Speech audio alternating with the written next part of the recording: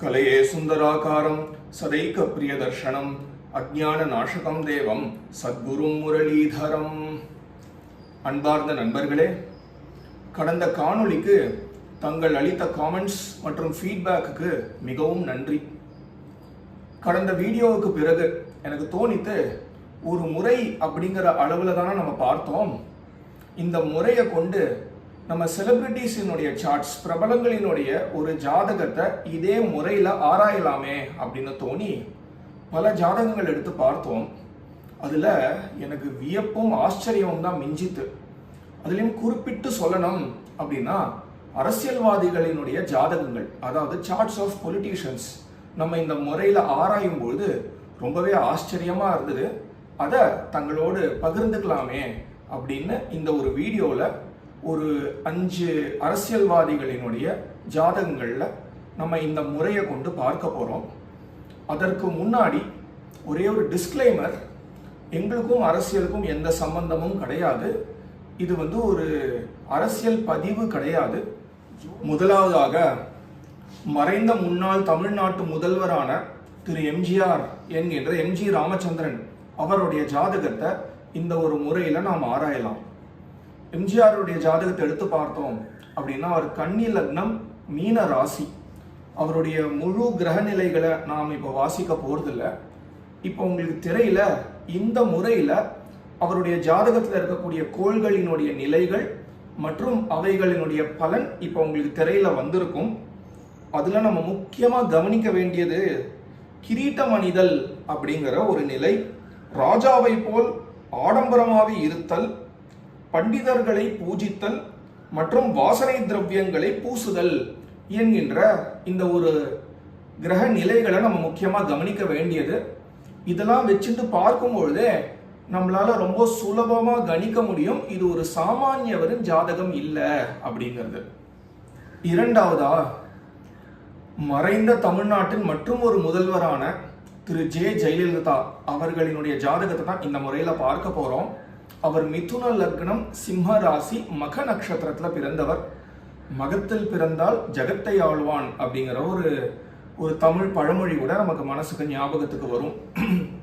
அவரினுடைய 9 கிரகங்களின் நிலைகள் மற்றும் பலன்கள் இப்போ உங்களுக்கு திரையில வந்திருக்கும்.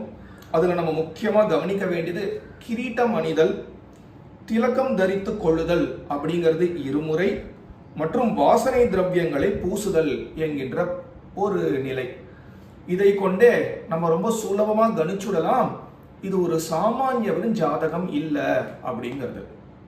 மூன்றாவதாக, மறைந்த முன்னாள் தமிழ்நாட்டின் மற்றும் ஒரு முதலமைச்சரான திரு கலைஞர் கருணாநிதியின் ஜாதகத்தை தான் இந்த முறையில பார்க்க போறோம். அவர் கடக லக்னம், ரிஷப ராசியில பிறந்தவர். அவரினுடைய 9 கோள்களின் நிலைகள் மற்றும் அவைகளினுடைய பலன்களும் இப்ப நமக்கு திரையில வந்திருக்கும். அதுல நம்ம முக்கியமா கவனிக்க வேண்டியது கிரீட்டம் அணிதல் அப்படிங்கிறது 2 முறை, தண்ணீர் அருந்துதல் அப்படிங்கிறதும் 2 முறை, திலக்கம் தரித்துக் கொள்ளுதல் 1 முறை, ராஜாவை போல் ஆடம்பரமாக இருத்தல் அப்படிங்கிறது 1 முறை. அதாவது 9 கோள்கள்ல 6 கோள்கள் ரொம்பவே அரசியல் வாழ்க்கைக்கு சம்பந்தம் பட்டதாகவும் ஒரு உயர் அதிகாரத்தை குறிக்கக்கூடியதாகவும் அமைஞ்சிருக்கிறது அப்படிங்கிறது ஒரு ஆச்சரியம். நான்காவதாக, 3வது முறை நாம் நாட்டை ஆளக்கூடிய நம்முடைய பிரதம மந்திரியா இருக்கக்கூடிய திரு நரேந்திர மோடி அவர்களின் ஜாதகத்தை தான் இந்த முறையில பார்க்க போறோம். அவரோ விருச்சிக லக்னம், விருச்சிக ராசி. அவருடைய 9 கோள்களும் இப்போ இந்த நிலைகள் மற்றும் பலன்கள் உங்களுக்கு திரையில வந்திருக்கும். அதுல முக்கியமா நம்ம கவனிக்க வேண்டியது கிரீட்டம் அணிதல் அப்படிங்கிறது 3 முறை, வாசனை திரவியங்களை பூசுதல் 1 முறை மற்றும் புகழ் 1 முறை. இப்படி அமைஞ்சிருக்கிறதே இவரினுடைய ஒரு ஜாதக விசேஷம்.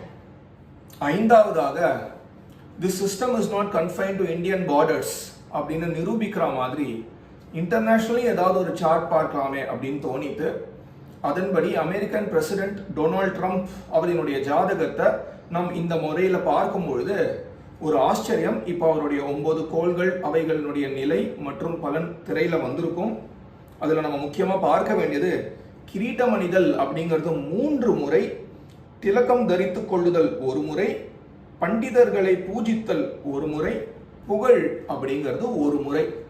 இதுவும் மிகவும் ஒரு வலுவான ஒரு அமைப்பு இவரினுடைய ஜாதகத்தில் இருக்கு. ஒரு விதத்தில் பார்த்தோம் அப்படின்னா மேல கூறப்பட்டுள்ள ஐவர்களுமே மன்னர்கள் தான். அவர்களினுடைய ஒரு அந்தஸ்தை துல்லியமாக காண்பிக்கும் விதத்தில் கோள்கள் மிக அழகாக அதற்கு ஒப்பான தகுந்த நிலைகளில் அமைந்துள்ளது அப்படிங்கிறது நாம் கவனிக்க வேண்டிய ஒன்று. அதோட ஒன்று இல்லாம இவர்களுக்குள்ள பரஸ்பரம் இருக்கக்கூடிய வித்தியாசத்தையும் கூட கோள்கள் தன்னுடைய நிலைகள் வழியாக நமக்கு தெளிவுபடுத்துகிறது.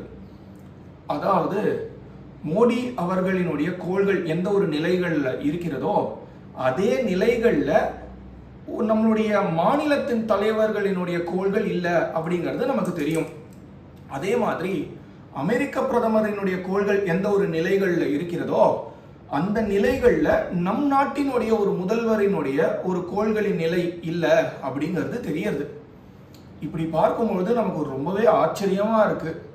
என்ன அப்படின்னா எப்படி ஒரு எளிய முறை ஒரு மகத்தான ஒரு புரிதலை நமக்கு ஏற்படுத்துகிறது அப்படின்னு. இப்பொழுது சென்ற காணொளியில நிறைய கமெண்ட்ஸ் வந்துட்டு இருந்தது. அந்த கமெண்ட்ஸ்ல சில முக்கியமான கேள்விகளும் எழுப்பப்பட்டுள்ளது. அந்த கேள்விகளுக்கு நம்மளுடைய பதில்களை இப்போ நம்ம பார்க்கலாம். இதில் வந்து ஃபர்ஸ்ட் கொஸ்டின் வந்து really wonderful briefing. Since I am also விருச்சிக லக்னம், made me curious to find out mind, done and happy. போன காணொலியில் நம்ம சொன்ன உதாரணம் விருச்சிக லக்னம், இவரும் விருச்சிக லக்னம் போல இருக்கு. But one small doubt, what is the role of other grahas in the same period?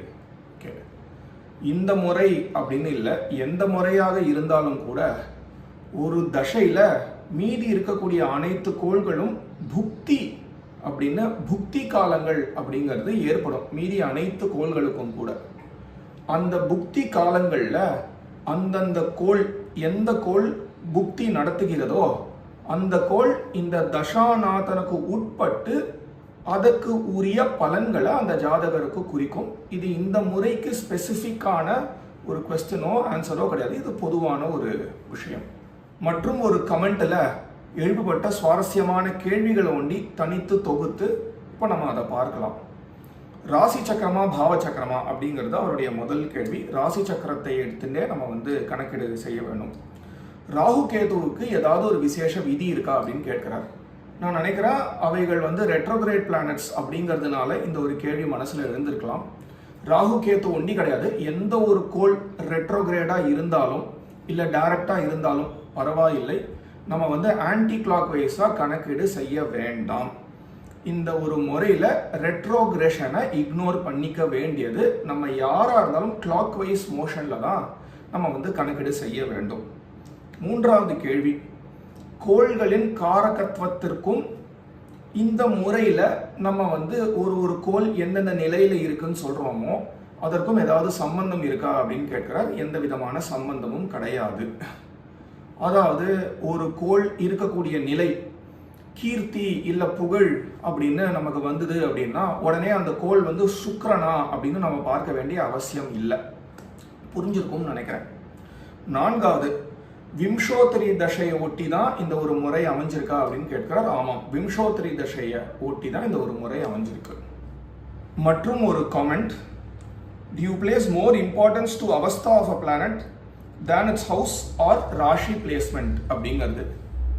This method relies more on the avastha of a planet than its ராசி or where the respective planet is placed. இதுவும் ஒரு முறை.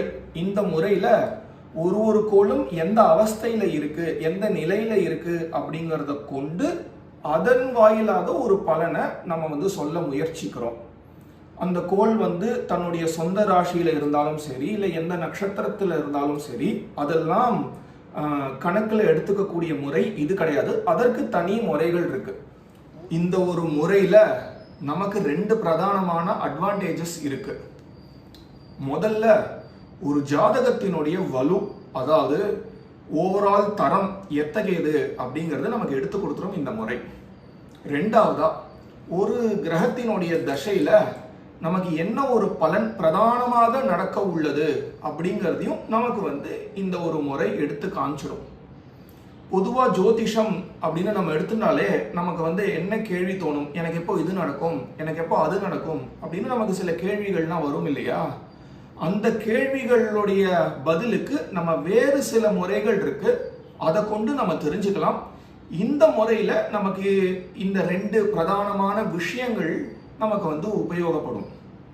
இந்த காணொளி உங்களுக்கு உபயோகம் உள்ளதாக அமைஞ்சிருக்கும் அப்படின்னு நான் நம்புகிறேன். ஜோதிஷம் இல்லை அக்கல்ட் சயின்சஸில் உங்களுக்கு ஒரு ஆர்வம் இருக்குமாகில் இந்த சேனலை நீங்கள் சப்ஸ்கிரைப் பண்ணிக்கலாம். வர இருக்கக்கூடிய காலகட்டங்களில் உங்களுடைய இன்ட்ரெஸ்ட்டை தூண்டும் விதத்தில் பல காணொளிகள் வர காத்து இருக்கிறது. வணக்கம்.